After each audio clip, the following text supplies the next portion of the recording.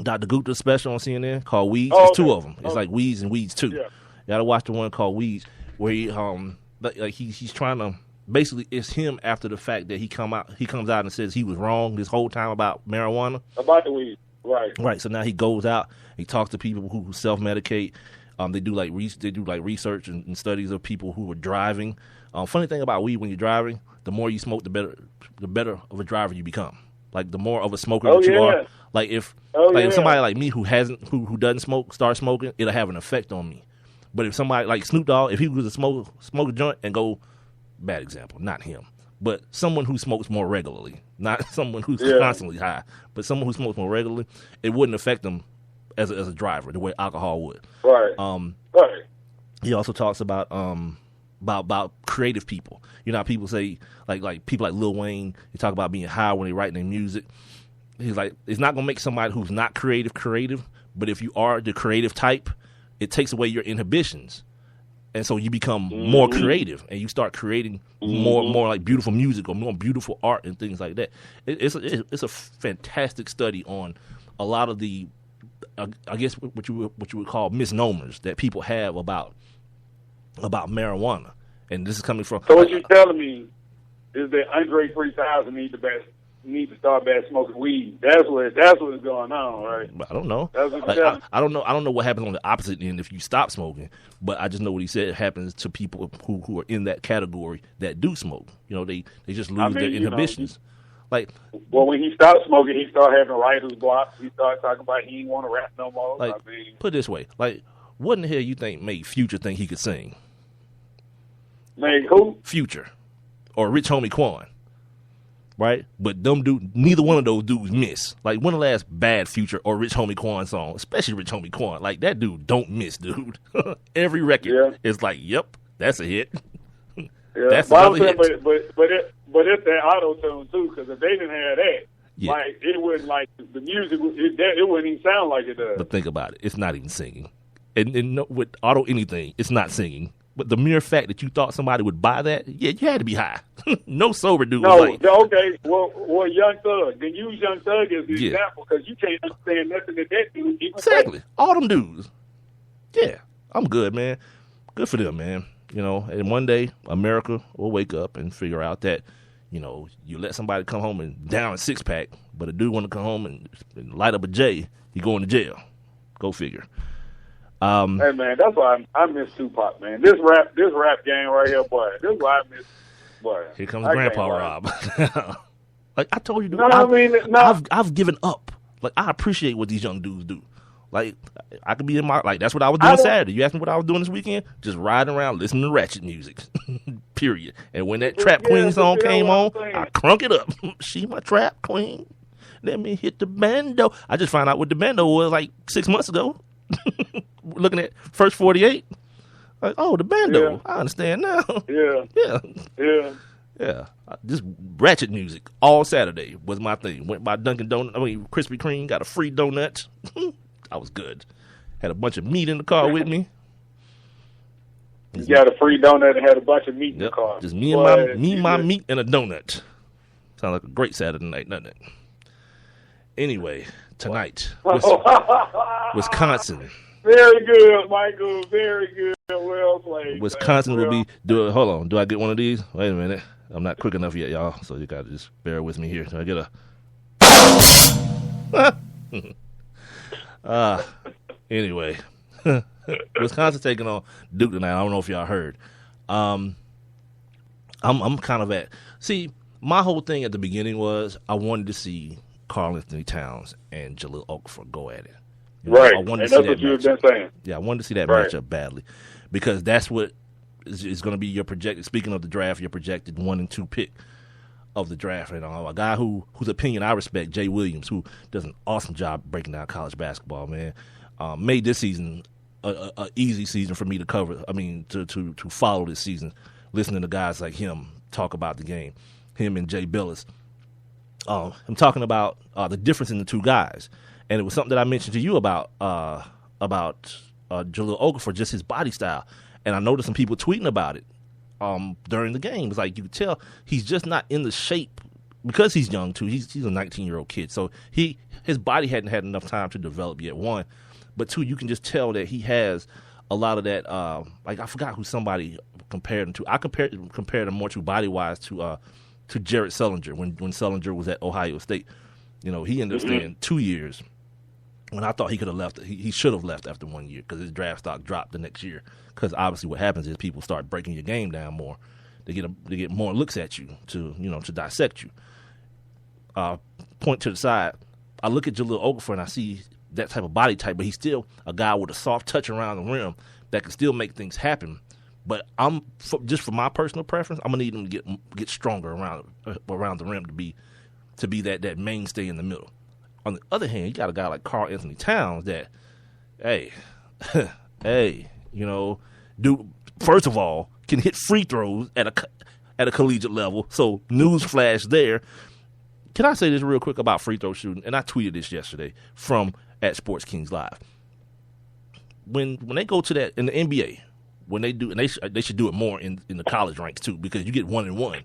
So if a dude misses the first one, that's an empty trip. Okay, in the NBA, when they do that Hacker Howard or hacking my boy Jordan, DeAndre, stop telling me they need to change the rules. They don't. Be a professional. Hit some damn free throws, and guess what? People won't target you. They don't need to change no damn rule. Be better.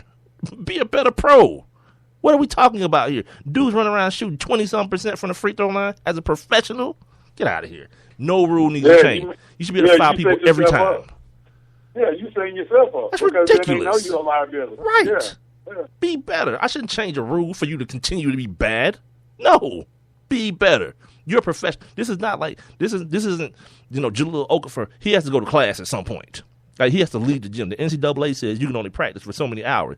Guess what? Professional dude. This is what your gig is. Period. So, when we were going down to shoot around and watch Josh jack up 3-pointers, and then Josh Smith, jack up 3-pointers, and then in the game when everybody's horrified, all the fans are horrified because he's still doing it. Yeah, be a professional. Work on your mid-range game. That's where you're more effective. Same thing with Dwight Howard and DeAndre Jordan.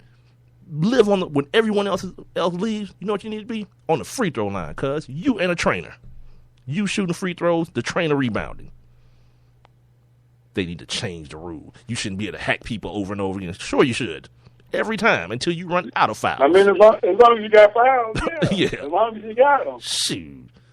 Be better. Anyway. Game plan. That's called game planning. Something that University of Kentucky self-admitted didn't do. Game planning. Well, here's the thing, though. We talk about it now because they end up losing. You know what I mean? But had they pulled that game out, and there were some pivotal moments in that game. That shot clock. Yeah. That shot clock violation that didn't happen. Yeah, because that definitely, the clock was definitely on. Yeah. So, yeah. So you say those things now because after the fact, it's like, oh, God, they lost. They should have game planned more. But certain things, like those dudes, they did exactly what I didn't think could happen. I was like, they're not just going to keep shooting lights out. You were wrong. You were wrong. They absolutely did. Them dudes was bombing from everywhere. And Kentucky and they big dudes just couldn't get out there and close out fast enough. And then once they did, Frank, they got smart on them. Frank Kaminsky started doing this thing on the inside, and they had a very, very good balance as far as what they were doing and a good plan as well. What's his name? Bo Ryan, the coach, had a nice plan for what Kentucky was going to do, man. They kind of – and they made shots. Like some of those shots they made at the rim around and over those shot blockers was amazing. Like, those weren't college basketball shots. Like, all those shots missed in regular college basketball games. But in this game, those dudes hit shots, man, and they deserve to win. At the very end of the day, they deserve to win. And now we're left with Wisconsin and Duke tonight. All these people hollering out, oh, man, now look, ain't nobody going to watch Marcellus Wiley. Yeah, I guess I'll find something else to do on Monday. No, you're not, idiot. Right. You're a professional broadcaster. What are you going to do, not watch the game so that when you get on your bad show with Michelle Beadle, you're not going to be able to talk about anything? Well, you don't anyway. Now you go watch Monday Night Raw. Yeah, idiots. Yeah. Like that whole little, like, foolishness that these dudes do. Like, you guys are going to find out very, very, very quickly how much I just loathe the things that happen on ESPN. Like, some of just the foolishness. That's why I like the days that ESPN just gives me numbers and gives me facts. But I don't need to hear nobody's opinion. I don't need to hear from Damian Woody. Well, I ain't say nobody because I just got through bigging up Jay Williams and Jay Billis. Those two dudes are awesome when it comes to college basketball, which, by the way, is why they fired or didn't renew Bob Knight. That's what happens when you don't bring anything to the table but stupid opinions. Oh, there's no such thing as a stupid opinion. Look, there are. And it's funny that I just brought up Raw, and you had mentioned our homeboy Envy, the big-time Patriots fan, a little while ago. He just tweeted, I'm talking about just as you were speaking, he said WWE Raw or baseball, basically then put the greater than sign, NCAA Finals. Basically, right. He said he go watch baseball and Raw instead of watching the game. Right. Like, because there's no. That's what I was talking about in the first hour. Like the fanhood, the fandom of Envy and dudes like Jim Murray. By the way, shout out to my guy Jim Murray, man. Jim Murray's back home in Boston at CBS Boston as a part of their midday show, I think. It's a midday show. Yeah, man. So big. And we'll see in Atlanta. Tucked away doing late night. Yeah, phenomenal. Overnights. Yeah. So Jim's back home. He said he feel like he won the lottery. I was like, yeah, good for you, man. Right. Yeah. Yeah. So good for him, man. He's back at home with his people. You know, nothing like being at home, man. So the game tonight. We'll wrap this conversation up. I think I'm gonna pick Duke, man. Against my better judgment, I'm going to pick Duke. These boys they've ridden with 8 scholarship dudes, 4 of them freshmen, but one of them being the runner up to the Naismith Player of the Year award, facing off against the actual Naismith Player of the Year in Frank Kaminsky. The backcourt situation with Cook. Then you got the Winslow kid. Yeah, I'm gonna go with Duke, Rob. I'm gonna go with Duke to get their 5th. Get Krzyzewski his 5th national championship and a win against Wisconsin. They beat them earlier this year by 10 points at Wisconsin. So I don't know I don't know if that means anything. Oh, here's the other thing about Wisconsin I heard today. Because I get good nuggets from ESPN. Maybe this wasn't ESPN I got this from though. It doesn't matter where I got it from. This team has faced they faced the toughest road possible to get to this point. Wisconsin, I mean, right. Like every team that they play has been the higher seed in that round to get to this point. So there was no upsets before a team played Wisconsin. They always played the highest possible ranked or seeded team in order to get here. Now, see, I'm kind of talking myself out of my pick now. There, Nah, I'm gonna stick with Duke. Who you got, dog? I don't know. I'm going with Duke. Well, if this had been the first hour you had asked, who you were talking to fan Robbie, I would have easily said Duke, right? Just because I have been receiving several insulting messages via my Facebook Messenger, via email, all of that good stuff from people that I know that are fans of the Big Ten, because this is what they're about to climb. Like if they win tonight, oh God, you know what the conversation is tomorrow. Dog, you know how I feel about Crew Love, dog. I know. You know how I feel about it. Right, and that's what I'm telling you. Like I have received so many of those messages. Like for real. Like I'm like, man, like y'all gotta let this go. Like y'all gotta let it go. But just coaching wise, from what I saw Saturday, I like what I saw at the Duke. I like what I saw at Wisconsin. I don't know. I like Duke. I do like Duke. Yeah, I just think defensively, man. I think those shots that they were able to get off. The Duke guards and wingmen will be able to close on those 3-pointers better than the big guys from Kentucky. I mean, you saw it happen against Michigan State. Michigan State thought they was going to have a 3-point barrage on Saturday. It was like, yep, these threes coming quickly. Yeah, first time out. They was down. They was up by 8. Coming out the first time out, Duke was like, nope, we've got this figured out. Sorry, guys. Turn up the defense. Now we're up by 20. What are you gonna do? Your move now. And they had no more moves. They was like, we have no more moves. We're Michigan State. What do you expect us to do?